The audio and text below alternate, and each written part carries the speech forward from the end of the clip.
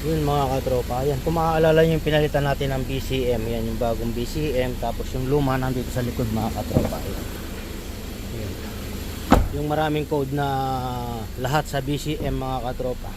So nagpalit na nga tayo ng BCM na i-program na natin step by step ngayon. Meron pa siyang code mga katropa, ay nakailaw pa yung gear sign na naiwan. Ngayon yung ito yung harapin natin ngayon mga katropa. I-scan muna natin para malaman natin mga katropa.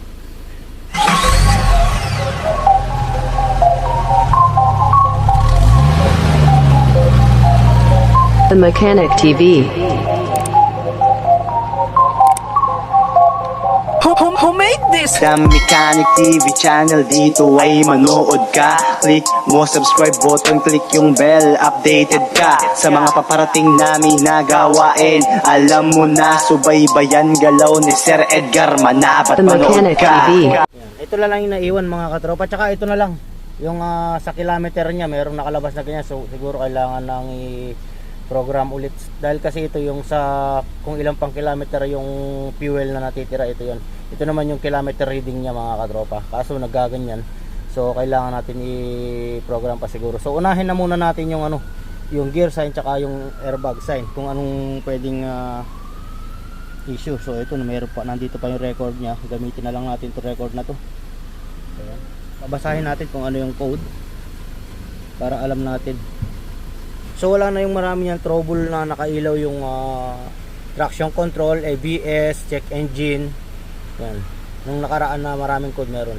So talagang may problema si BCM, kaya tayo nagpalit ng BCM mga katropa. Kasi nga ito yung tinowing na galing sa ibang workshop na kung anong pinagagawa nila sa sa headlight bulb, nagrekta-rekta daw sabi ng customer. So tapos ayun, tinowing na dito, hindi nila kaya. So yun, meron tayong 4 na code. So yan, flash input nandyan pa rin. So lost communication with restraint control module, lost communication with parking assist control module A, lost communication with restraint control module PCM, crash input hardwire signal. So alin ba yung mga pwedeng panggalingan yan mga katropa? So pwedeng sa basic ka muna, pwedeng sa fuse, tapos pag okay naman yung fuse, sa harness, checkin mo muna yung harness. Tapos punta ka sa module, check mo yung yung can high tsaka can low signal mga katropa. Baka nag shortage, magkadikit na yung dalawa, or putol na yung tapos ito lost communication with restraint control module. Kaya siya nawawalan ng lost communication, naglo-loss siya ng communication dahil pwedeng ang putol yung wire, or pwedeng shortage, or pwedeng RCM yung may problema mga katropa. Yan sa na yan, sa symptom na yan. So yan na lang natira, 1, 2, 3, 4, 5 na code dun sa sobrang daming code. Yan, ilalagay ko rito kung gaano karami yung code para makita nyo mga katropa. Pag mga ganyang issue, ayan, problema niyan BCM mga katropa, yung module niya rito sa ilalim. Yan, body control module, yung problema na ito. Malamang ito nag-short mga katropa, shortage sa loob. No, BCM yung issue. Kaya nga kagad-agad na tayo nagpalit ng BCM kasi nga mga katropa ganito yan. Pag mga ganong karami yung issue at puro BCM, karamihan BCM, tapos meron lang ibang nasisingit kagaya niyan.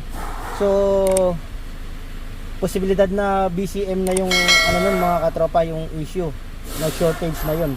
Hindi na kailangan ng check. Nasa sa inyo kung gusto nyo i-check yung mga wiring harness, kung sinisipag kayo mga katropa. Pagka ganun karami kasi sa na-encounter ko rito, ang dami ko kasing na-encounter na ganun mga katropa. At kahit sa PCM, pag marami yung pag mga lost communication na ganyan, hindi na kailangan checkin yung harness. Yung harness bibihirang bibihirang masira kung talagang, unless kung talagang totally shortage ng mga katropa yung pagkakagawa o kung ano man yung ginawa dyan. Ayan, kagaya nito, headlight connected sa BCM yan, kaya kung ano man yung dinirect nila dyan, madadamage si BCM talaga mga katropa pag nagkamali sila. So sa point na to, ito na lang natira. Ayan, 5 yan. Kaya sinabi ko pwedeng restraint control module, nandito sa ilalim yung module niyan mga katropa, ang dami tatanggalin. Tapos yung wiring, kaya do-double check uli natin yung ating fuse box mga katropa. Doon muna tayo mag-umpisa. Kung talagang okay yung fuse box, walang problema doon, ayun lang, obligado tayo talagang mag-check ng ano mga katropa. So punta muna tayo sa fuse box. Dito yung fuse box natin mga katropa.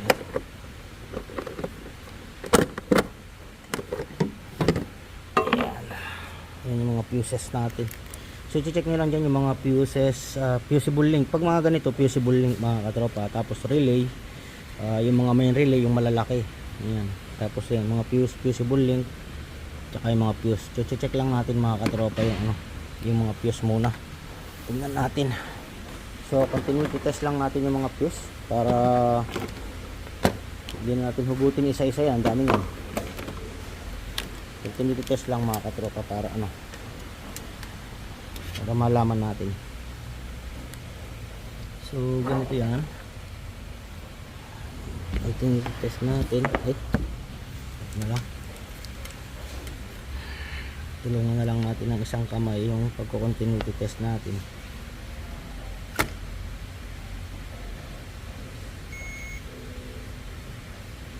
Isa-isa.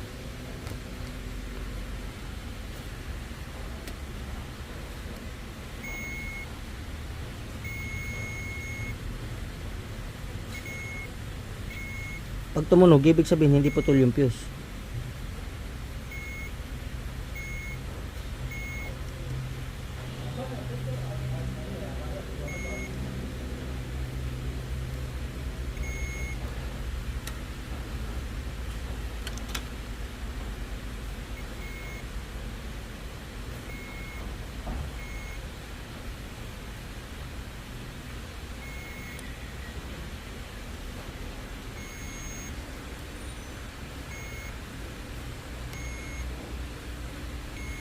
So wala namang putol ng mga fuse mga katropa. Ang gagawin natin, visual checking natin tong mga fusible link kung meron bang putol mga katropa.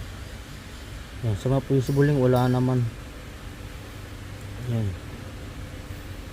Uy, ano to? May napansin ako rito. Ayan mga katropa, kung napansin nyo, ganito yan. Okay, tuturo ko sa inyo. Yan.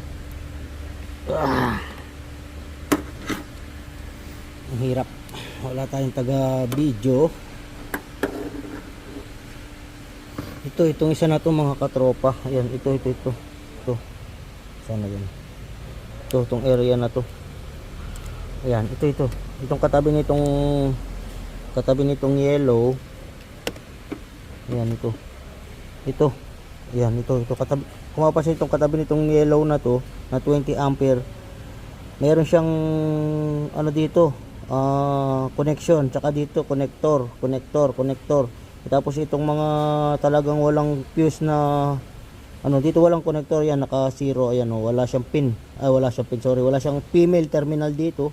Dito meron, ito meron siyang female terminal, dito meron din. Tapos yung ibang mga walang fuse, mga single terminal, yung talagang hindi siya yung hindi nalalagyan ng fuse, meron siyang terminal, single lang, isa lang, kabila lang. Yung kabila wala mga katropa. So ibig sabihin nito, anong fuse to? Dali lang ha, titignan ko muna yung iba mga katropa. Ayan o, yung iba may mga terminal sa kabila, yung iba walang terminal sa kabila. Kumbaga yan, female terminal. Ayan o, yan. Kumbaga yan, may nakaabang. Ayan o, single terminal lang. Pero itong nag-iisa na to, ayan, dalawa yung ano niya, kabilaan meron terminal. Teka muna mga katropa, titingnan natin sa fuse. So tingnan natin dito sa ano ito mga katropa. Itong ano na to, itong area na to, meron siyang terminal dito sa kabila, tsaka dito sa kabila mga katropa. Ito walang terminal dito lang sa isang side. So ibig sabihin nito, meron fuse dito mga katropa. Hindi ko lang alam kung ano yun. Tingnan natin dito sa ating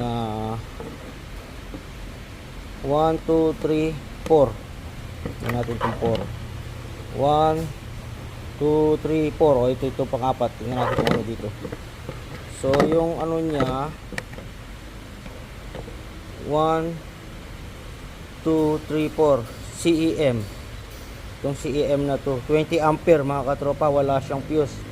So pwede natin siyang lagyan mga katropa. Tingnan natin kung ano magiging result nya. So siyempre ko-compare natin dun sa isang BT50 natin yan mga katropa. Dun sa ino-overhaul natin, parehas lang sila ng model. Ayan. Punta tayo dito sa isang gino-overhaul natin mga katropa. Dito. Yan, ito pareho sila ng model nito mga katropa. Ayan o. 1, 2. Dito walang fuse, dito may fuse, dito may fuse, dito. Ito 20 ampere. Itong 20 ampere na to, ano to? Yung CEM, ayan o, yung CEM. So check natin kung ano yung fuse na yan. Hiramin natin to para mailagay natin dun sa isang unit. So hugutin muna natin tong 20 ampere na to kung ano to mga katropa. Yan, hiramin muna natin. Marami tayong fuse dun sa ating BSI. Ay, doon na lang natin kunin sa ating BSI mga katropa, yung luma. Meron naman 20 ampere dun. BCM. Sa ating BCM. Doon na lang natin hiramin. Yan. Doon sa number 4. Tingnan natin kung ano yun. Bakit walang fuse? So guys, sabi ko galing sa ibang workshop. Hindi natin alam kung tinetesting tayo o talagang nakalimutan nilang ilagay yung fuse. So ito kagaya sinabi ko, marami tayong fuse. Yan. 20 ampere kunin natin itong nasa dulo.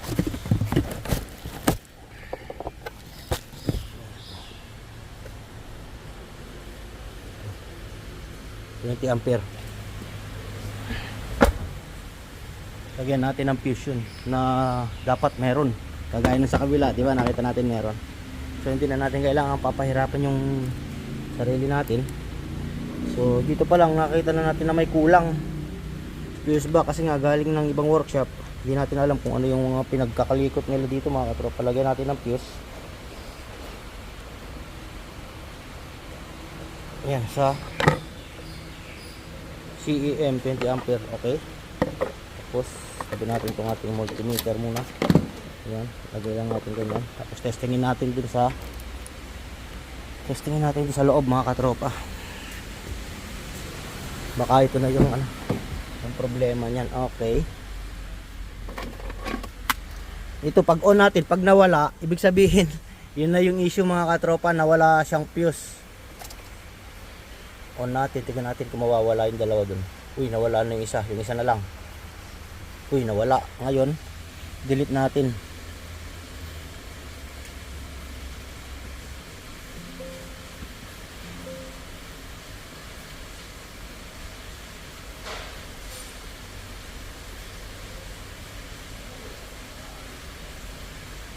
Tingnan natin kung mawawala. Kung babalik pa pag in-start natin. So i-delete muna natin siyempre para mawala sa memory. Uy, lahat pass na oh. Ayan oh mga katropa, lahat pass na. So start natin. So wala nang nakailaw. So siyempre handbrake dito nakabukas. So ito na lang yung ating asikasuhin. Madali na lang yan mga katropa. Ngayon try natin i-off, tapos i-on natin. Start. Boom, yun na, wala na. Fuse lang mga kalokoy, tinanggalan ng fuse. Di ko alam kung tinanggalan, kung sinusubukan ba yung pagdadalhan o hindi lang nila nalagyan mga katropa. Yun, solve na mga katropa. Ito na lang yung asikasuhin natin. Mabilis na lang yan mga katropa.